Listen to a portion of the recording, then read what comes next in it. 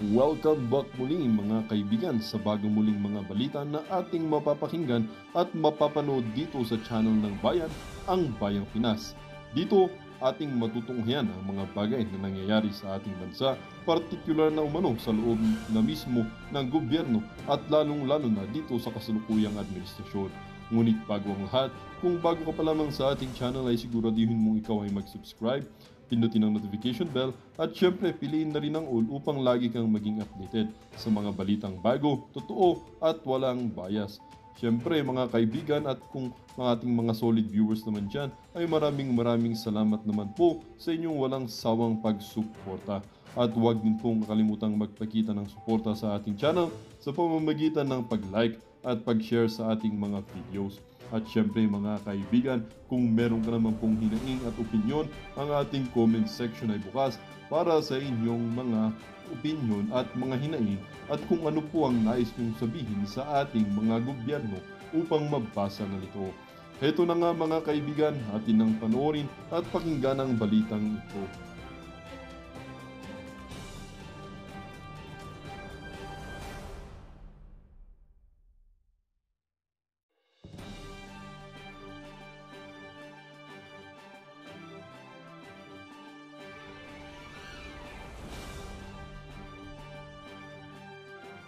Siya dito sa pagiging anchor niya or journalist niya sa TV5. So kaya bilib ako dito sa taong to kasi nga syempre wala na ho tayong makitang ibang journalist na or mga anchor na bukod sa Banateros, bukod kay Jason at sa iba pa sa kila Doc Lorraine, ibang-iba to si Ted Pailong kasi nga hindi siya takot na pag-initan ng gobyerno. So dito nga sa video na to, nagkasagutan nga daw etong si isa sa mga anti-Duterte, isa sa mga bata ni Ninoy Aquino, ni Noynoy Aquino na si Janet Garin. Dahil nga dito sa mga iurong ng DOJ ang kaso ng Denbaksya ba to? Tatamang basa rito. Alam naman natin yung issue na to marami talagang namatay dito. Maraming talagang nagsakripisyo ng buhay nila dito, no? Hindi pala sakripisyo. Maraming binitbit na buhay tong Denbaksya ni Janet Garin. So dito nga sa tema na to hindi natin alam kung bakit nagkasagutan nitong dalawa na to. So panoorin natin para lubusun nating maunawaan. Panoorin ang full video. Yes, kaya gusto na nga namin na ituloy-tuloy ang hearing at i-resolve na para matutukan. Kasi doon pinipresenta lahat ng papel. Ma'am, with all pasingitin mo kasi, Janet. Salita ka ng salita, tuloy-tuloy ka due respect, can I just ask first, ma'am, and answer, yes, please? Sir, okay. Sir. Opo. So, ma'am, yes. you mentioned na inaakusahan ko kayo. Saan niyo po hinugot yun? Kasi I am just reading Sino ho ba ang nag-aakusa po sa inyo? Kasi ngayon, ma'am, I am stating what is supposed to be the facts, no? Na para po sagutin ninyo. By reading the facts doesn't mean that I am accusing you. Because right now, I'm actually giving you the chance to answer it nga eh. No. Mainit yun so parang nagagalit dito si Janet Garin. Dahil parang inaakusahan siya ni Ted Pailon, ganun. So maganda to. Sige, panoorin natin. For lang po, just to protect your rights po dahil sa baka maano ho kayo, you might incriminate yourself. Sa usapin po ng graft case po ninyo, would you like to continue with my questioning or would you like to remain silent dahil baka po kayo makapagsalita po na hindi po naaayon sa inyong mga sasabihin po sa ombudsman? Well, depende naman po dun sa tanong. I believe pwede naman pong sagutin. Okay. Bakit po, ma'am, noong pong ito'y ipinatupad na pagbabakuna sa mga bata, bakit po mabilisan na inaabot lamang ng 26 days mula ng binili hanggang sa unang bugso ng actual na bakunahan, yung pong ginawa ng DOH at yung nga po ay agad na ipinatupad nang wala man lang po talagang mga paghahanda doon po sa tamang impormasyon para po sa mga bata na babakunahan. Sir Ted, yan po ang problema. Kasi napagbibintangan niyo ako na nagmamadali ako, pero ang totoo po niyan ay ang implementation, wala po akong kinalaman. Nagbibintangan niyo ako nang nagmamadali ako? Tinatanong ko lang naman Nabanggit niyo po ma'am nabanggit niyo po ma'am yung inyo po nabanggit ma'am yung Sandigan Bayan. Bakit nasa Sandigan Bayan na ho ba ito? Yun nga po yung tinatanong nyo na case, di ba? Oo nga po. So ito po, yes. Ito po ay pumalik na po ito ng Sandigan Bayan ngayon. Yes, kaya gusto na nga namin na ituloy-tuloy ang hearing at i-resolve na para matutukan. Kasi doon pinipresinta lahat ng papel. Ma'am, with all due respect, can I just... Kasi pagbabae talaga yung nasusukol sa kagaguhan, ganito yung laging ganito yung parang ayaw magpapigil yung bunganga. Diba sa dalawa, bungangaan nyo. Gago! Sorry. Get alay. Ask first, ma'am, and answer, yes, please. Sir, okay. Sir. Opo. So, ma'am, yes. you mentioned na inaakusahan ko kayo. Saan niyo po hinugot yun? Kasi I am just reading Hindi kasi sino ho ba ang nag-aakusa po sa inyo? Kasi ngayon ma'am I am stating what is supposed to be the facts, no? Na para po sagutin ninyo. By reading the facts doesn't mean that I am accusing you, because right now I'm actually giving you the chance to answer it nga eh. Narinig ko po ang sinabi nyo. Kayo, in-improve ay in-implement yun ng mabilisan, walang preparasyon. And that's why I was saying na hindi po ako ang actual implementation. As Secretary of Health, hindi naman ikaw yung bumababa to implement it. We know, ma'am. Pero sino ba ang lumapit doon sa PCMC?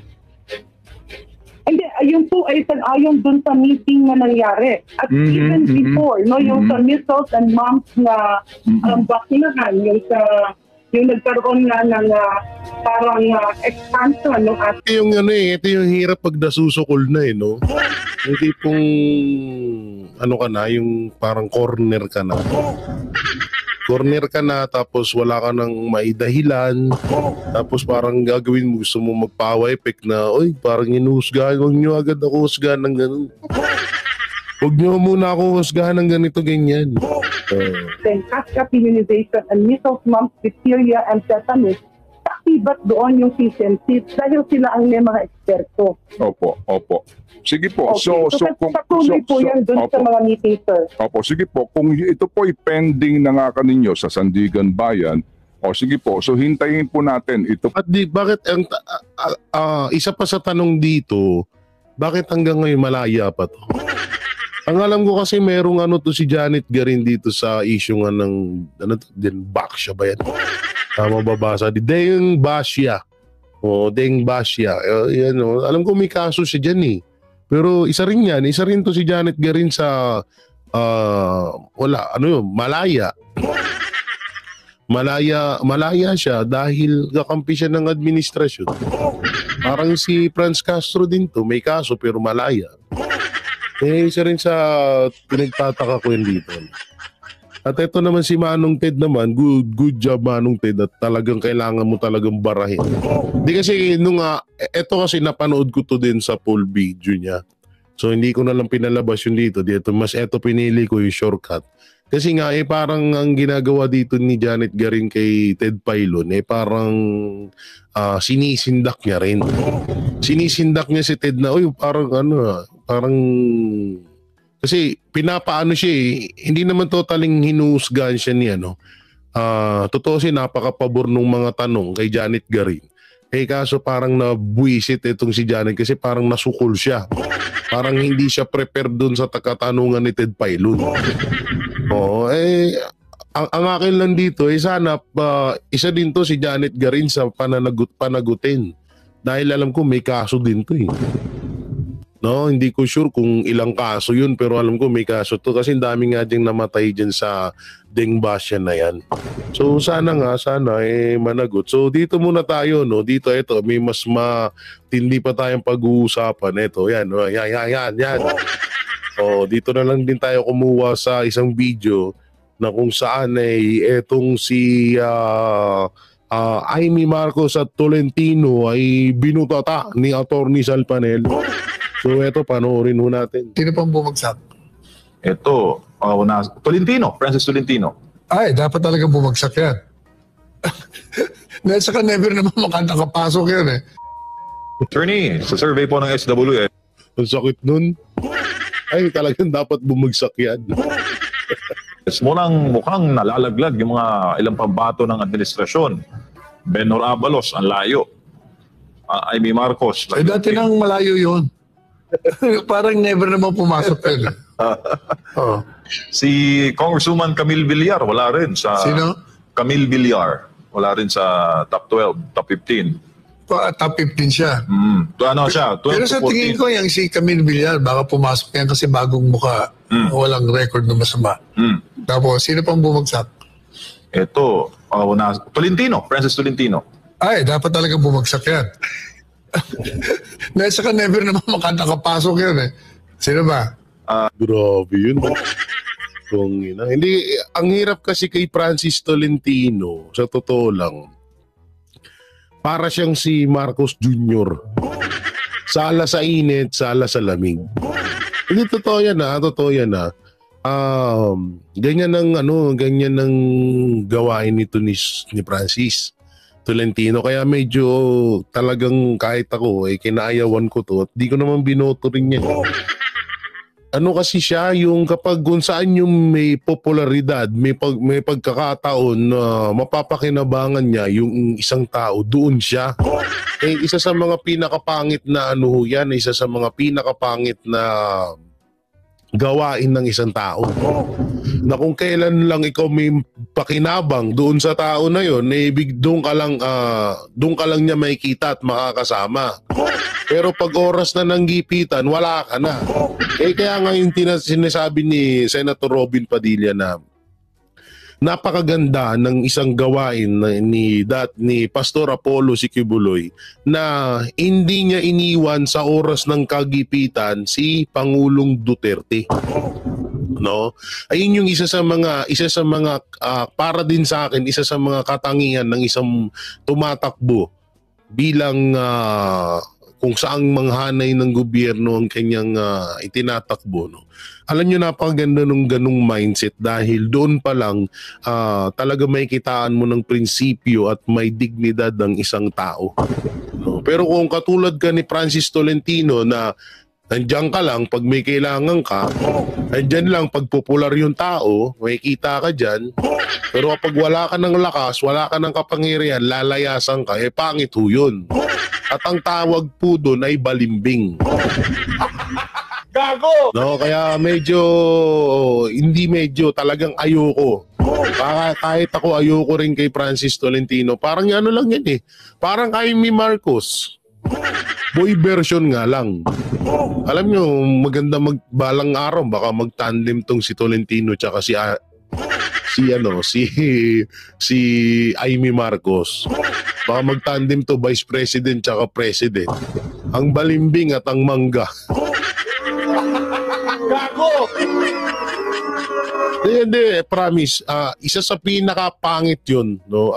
Ako, naranasan ko rin yun eh. Noong mga panahon na sikat at napapakinabangan ako sa mga content ng ibang mga vlogger na naging kaibigan ko, nasa akin sila. Pero nung time ng oras na ng gipitan, oras na ng kailangan ko sila at sila ay wala nang kailangan sa akin at nakuha na nila, bigla na lang nila akong nilayasan. Danas ko ho yan. Danas ko yung mga ganyang Kaya sobrang bilib ako kay Pastor Apollo Sikibuloy na sa lahat ng panggigipit sa kanya, lahat ng ginawa sa kanyang pambabalahura ng administrasyong Marcos, nandyan pa rin siya nanatili sa mga Duterte. Hindi siya nagpatinag, hindi siya nagpadala sa takot, hindi siya nagpadala sa panggigipit sa kanila. Kaya isa yun sa kinakahangaan ko kay Pastor Apollo Sikibuloy. At syempre, isama na rin natin yung Senator Bongo Bato, Senator Robin at yung iba pa, diba? So ito, tuloy natin. Gringo Onasan. Wala. Kumaga pasay na rin si Greg eh. Bam Aquino, wala rin. Wala na rin yun. Dilaw yun eh. Willie Ong. Ay, may sakit naman yun. Pahinga na siya. Ito, pumasok naman sa top 12 si Kiko Pangilinan. Yun lang ang pagtataka. Kasi hindi siya nakalusot last time. Siguro dahil kay Sharon. Kinabahan ako, kala ko siguro dahil kay Marcos. Gago! Baka, akala ko yun yung sasabihin ni Atty. Salpanelo eh. Siguro dahil kay Marcos. Willie Revilla nandito sa survey. Pero pangilan siya? Parang kasi dati mataas siya, number 6 siya dati. Pang 8 to 9 siya sa pwesto. Rank 8 to 9. 8 to 9. Pero pang isa dyan na nawawala, bumagsak si Bong Revilla. Dito siya, attorney, pang 11 to 13 siya. Kaya nga, di ibig sabihin, dati nasa gitna yan eh. Oo. Tsaka ang apelido niya pala Bong Revilla na. Di Revilla. Bong Revilla, dinugtong. Bong Revilla. Kasi doon siya kilala eh. Yung si Binay is nakakatulong yung kapatid niyang Binay, ang pangalan. Kaya pumapasok. Senator Bongo, number 3 to 4, kanyang rank. Parang sila, meron siyang katay. Maganda na ang performance talaga ni Bongo. Pero attorney, sabi ng COMELEC na susuriin daw nila yung mga survey. Bubusisiin din nila, tatanungin nila. Kung ako tanggalin yun, survey, pag-eleksyon. Kasi talagang hindi totoo yun Para din sa akin parang mas magandang tanggalin yung survey na yan. Di kasi eto hindi natin maitatago na yung ibang mga kapwa natin Pilipino dumidepende yan sa mga popular. Kaya minsan may mga, artista, boto ko yan. Sikat yan, boto ko yan. Kilala ko yan, tiga sa amin yan, boto ko yan. Nasa high survey, boto ko yan. Wala man lang, yun yung isa sa mga pinakasakit ng mga Pilipino na hindi muna nila suriin ng maayos yung isang botante bago nila iboto. Kadalasan, tignan mo, si Lito Lapid nakakapasok pa sa survey. Mas nakakapagtaka kay Kiko Pangilinan, nasa survey. Kaya nga para sa akin, pabor ako, tanggalin niya mga survey na yan. Kasi kadalasan dyan may mga malakas sila makapanghikayat ng ibang bobong Pilipino. Hindi, totoo naman masakit lang pakinggan. Yung mindsetting yan, maniwala ka. Yung mga iba, wala ka naman sa survey. Totoo yun, diba? Mindsetting. Totoo naman talaga May mga mindsetting talaga na may mindsetting talagang nangyayari dyan sa survey na yan. Nangyari na sa akin yan Ganun ba, sir? Tinanggal ako ng mga malalaking grupo dahil wala ako sa survey. Ba't mo naman wala ako sa survey? Kasi nga, mawalang galang na, hiningi ako ng magbayad para ilagay kasi ganito ang survey, di ba? Sige, sir. 3 kayo. Ito yung tunay na storya sa... Grabe to Grabe tong ilalahad ni Atty. Salpanelo. Ngayon ko lang to narinig Panorin. survey. Sige, sir. Tignan mo.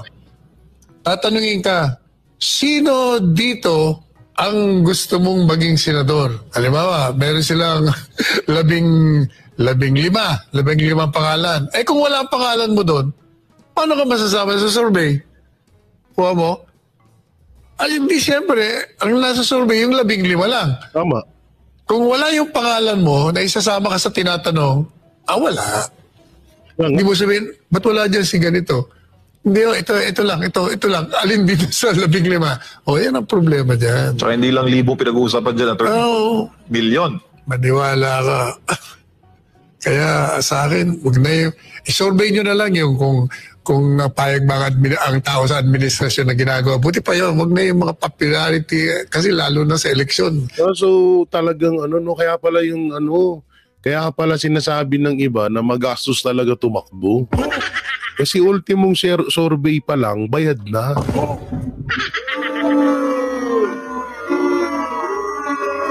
So halimbawa may isang tumatakbong senator.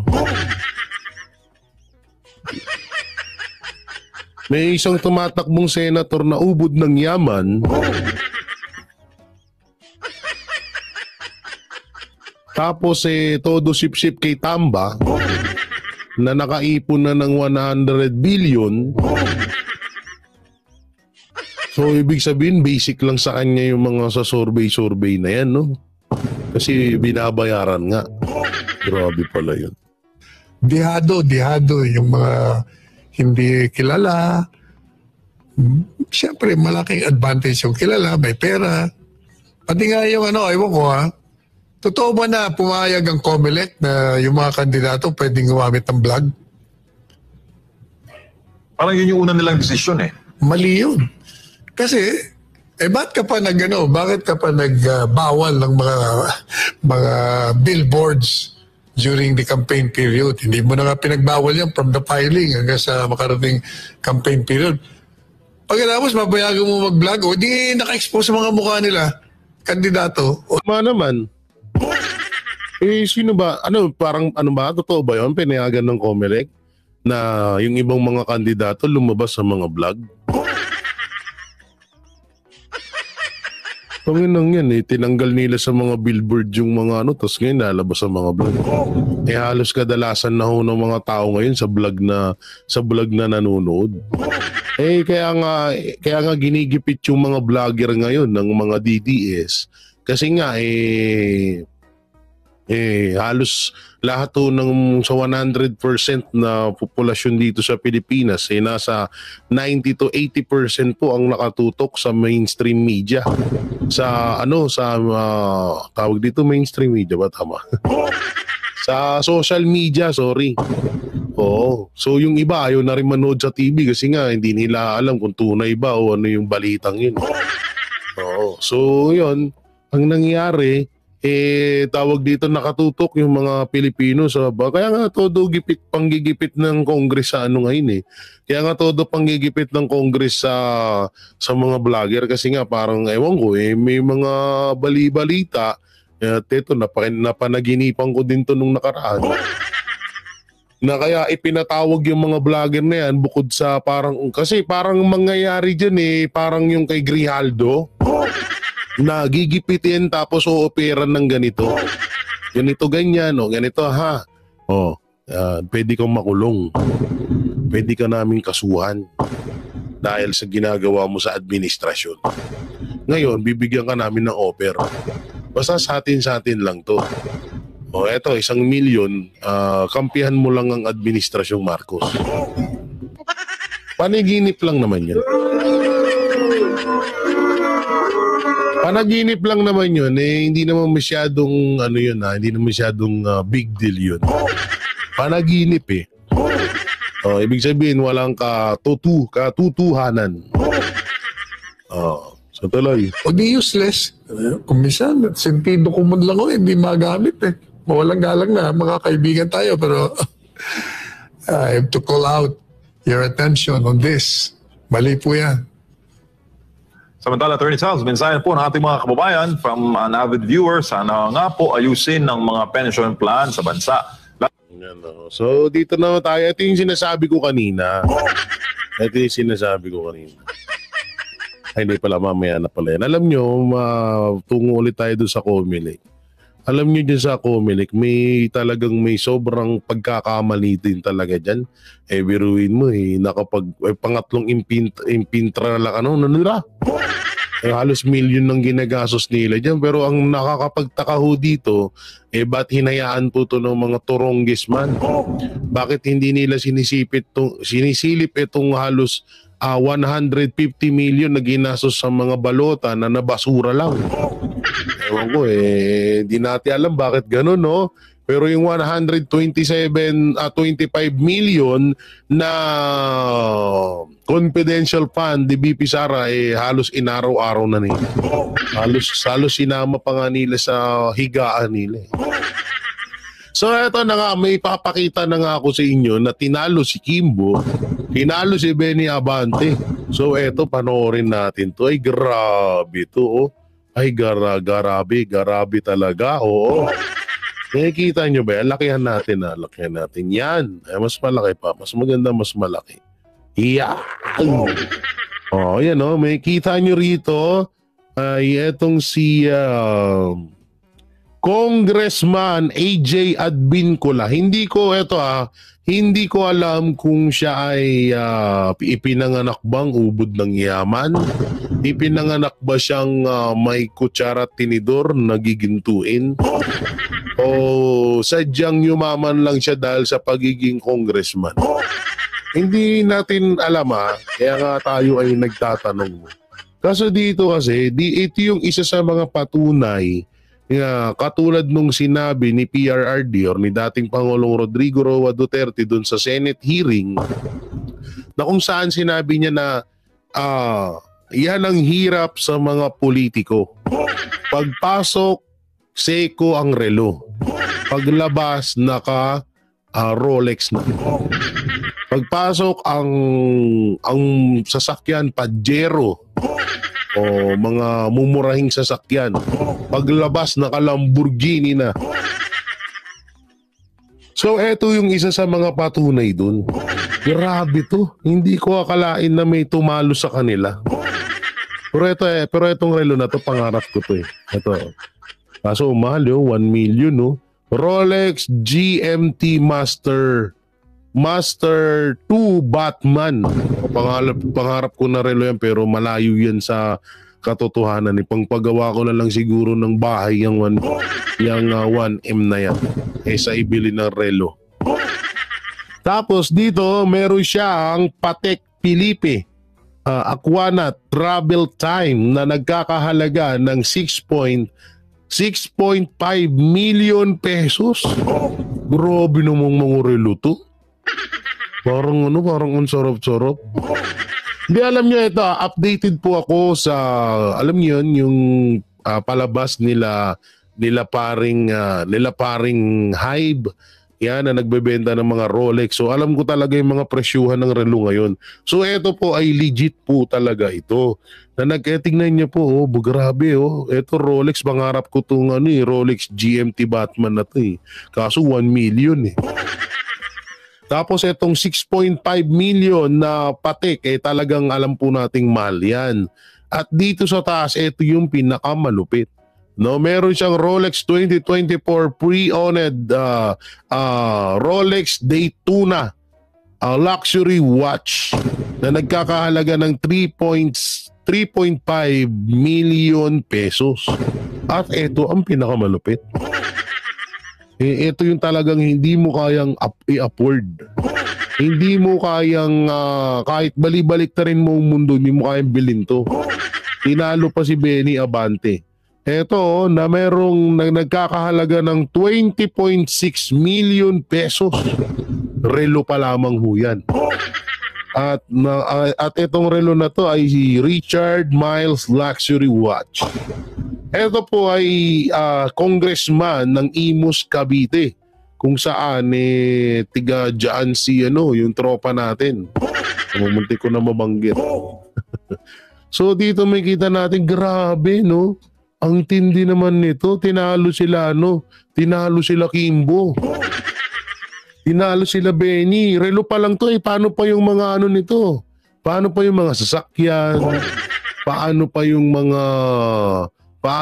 mga tawag dito, yung mga bahay, yung ibang ari-arian.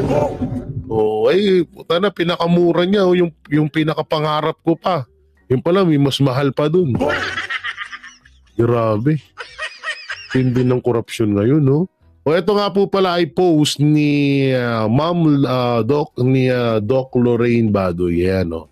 Post po ito ni Doc Lorraine Badoy. Doon ko lang po ito nakita. Parang hype pero grabe ha. Sa public talaga sinuot. O, ayan. So, sobrang tindi ho ng hindi ng mga politiko ngayon, no? Kung kalahin mo yun, 20 million, relo pa lang yun. Samantalang tayo, pag nakahawak tayo ng 100K, halos parang binuhos na sa atin lahat ang swerte. Gago! Ha? Tapos sila yung 20 million, pinambibili lang ho ng relo. Ano? Kailan kaya magkakaroon ng ganung pera?